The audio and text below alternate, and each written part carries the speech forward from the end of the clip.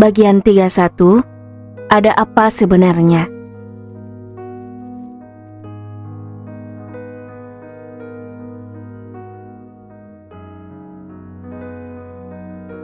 Setelah kepergian pria yang kuduga ayahnya Nadia, Ali tidak langsung menemuiku. Lelaki itu duduk sendirian di ruangan yang menghubungkan antara etalase jualan dan dapur yang dapat difungsikan sebagai ruang tamu. Lelaki itu tampak frustasi dan marah. Suasana mulai ramai. Debu-debu jalanan beterbangan tergilas roda kendaraan yang berlalu lalang. Bola api raksasa tampak mulai meninggi membawa hawa hangat di permukaan bumi. Tak ada cericit burung dan kokok ayam menyambut pagi seperti yang biasa aku nikmati di kampung. Ada masalah apa sebenarnya, Al? Baru setelah seminggu aku berani menanyakan hal itu pada suamiku, karena tak kunjung dia menceritakan masalahnya. Hari ini sebelum berangkat kuliah, lelaki berhidung bengir itu nampak termenung di depan meja makan, belum menyentuh sarapan orek tempe dan sambal tomat yang kubuat pagi ini.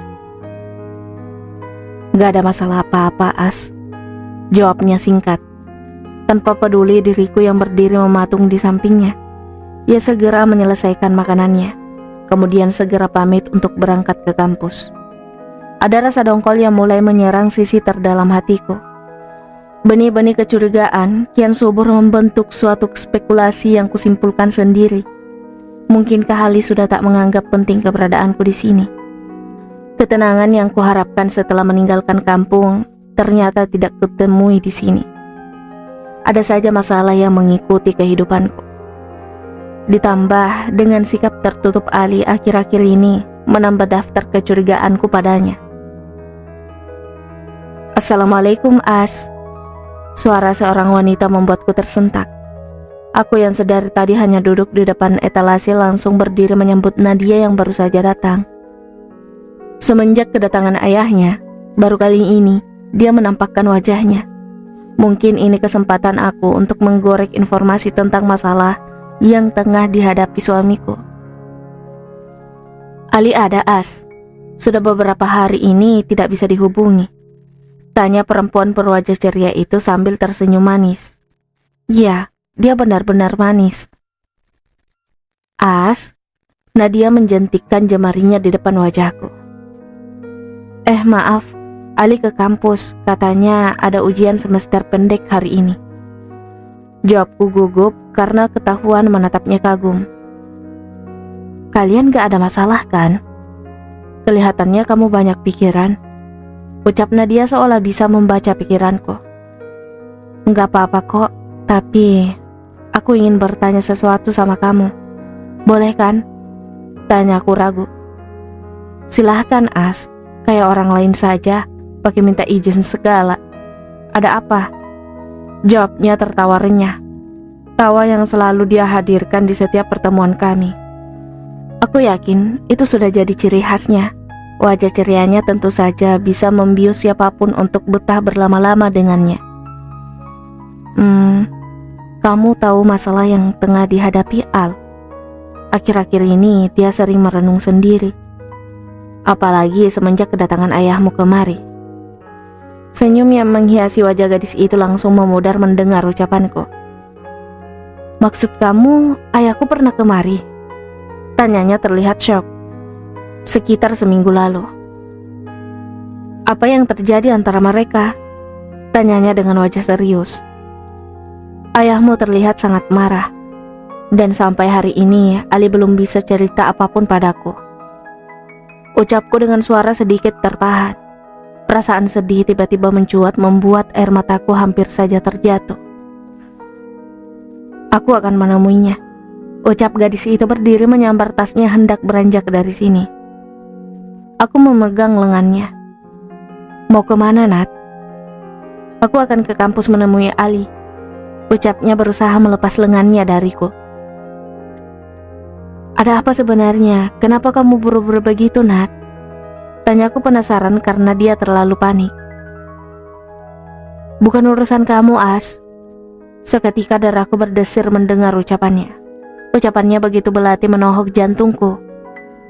Maksud kamu apa? Kenapa bukan urusan aku? Apa ada hal yang gak bisa aku ketahui tapi kamu bisa? Tanyaku emosional. Nadia menatapku ragu. Tampaknya dia menyesal atas ucapannya tadi. Bukan itu maksud aku, As. Tapi... nanti kamu tanya langsung ke suamimu. Perempuan itu langsung melangkah pergi dengan terburu-buru membuatku semakin bingung. Ada apa sebenarnya? Kenapa Nadia tampak begitu khawatir? Kenapa Ali tidak mau cerita padaku? Semua terasa abu-abu. Aku merasa asing dengan semua ini. Tatapanku mengarah pada sekumpulan anak SMA yang sedang asik bercanda berjalan ke arah konter. Mereka saling colek dan saling menggoda satu sama lain. Sepasang dari mereka tampak malu-malu berjalan beriringan. Sepertinya baru jadian. Semua terlihat bahagia. Tawa mereka berderai di sela bisingnya suara kendaraan yang lalu lalang. Kak, beli kartu perdananya dong. 2 ya. Tukas anak lelaki yang berpenampilan paling rapi di antara kelima anak lainnya. Telunjuknya mengarah pada kartu berwarna merah kuning dalam etalase. Sementara gadis di sampingnya tersenyum malu-malu. Masa remaja yang indah.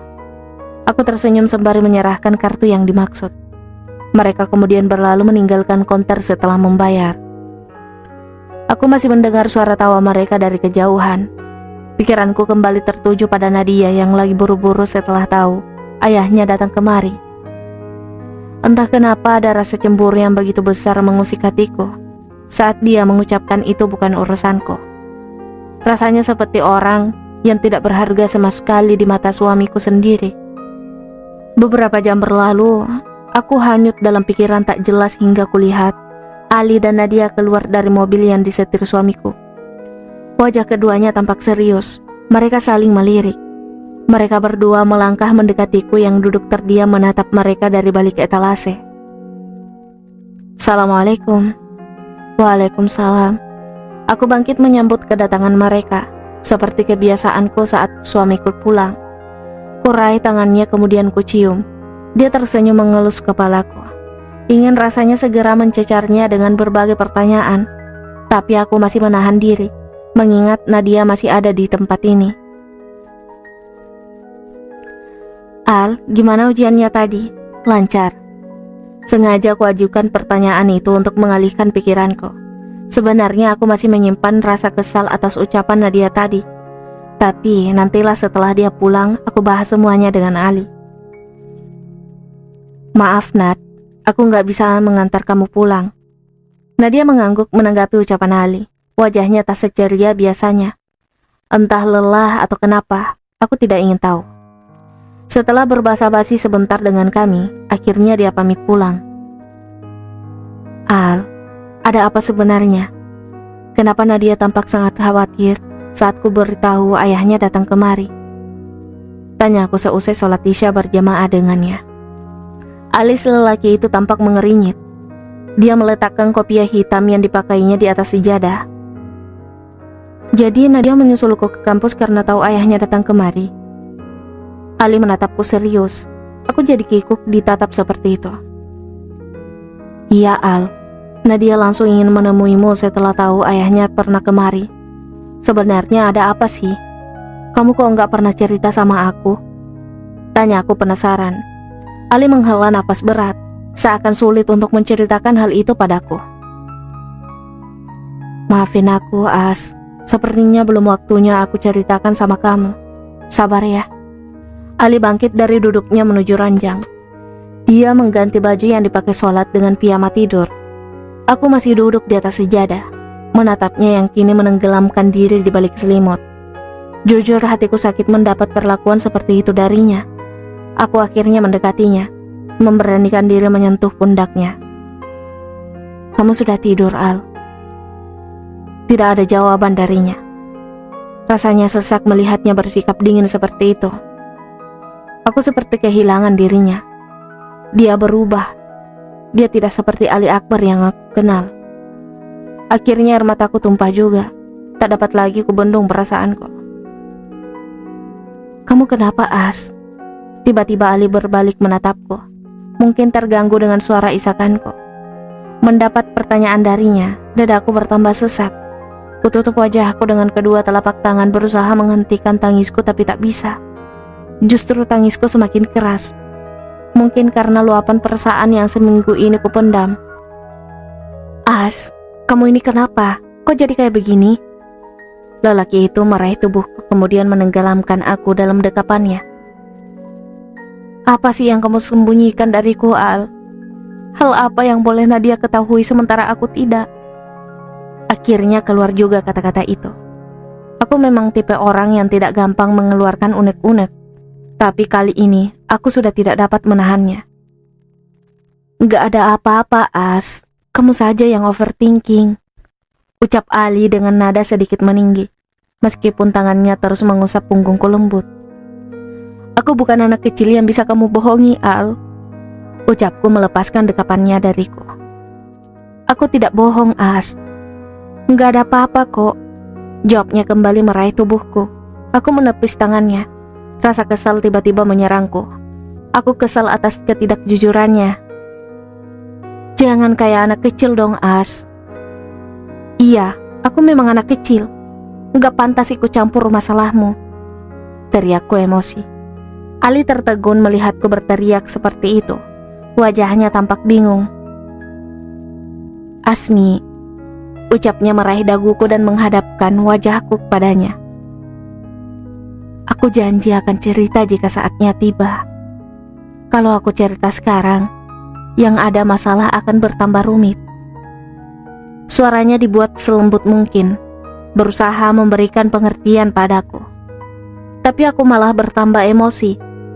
Apa sih yang ditutupi dariku? Kenapa? Apa aku penyebab masalahmu? Apa semua karena aku? Tanyaku masih terus terisak. As, ini bukan seperti yang kamu pikirkan, ucapnya lagi masih membujukku. Lalu, kenapa kamu tidak mau jujur?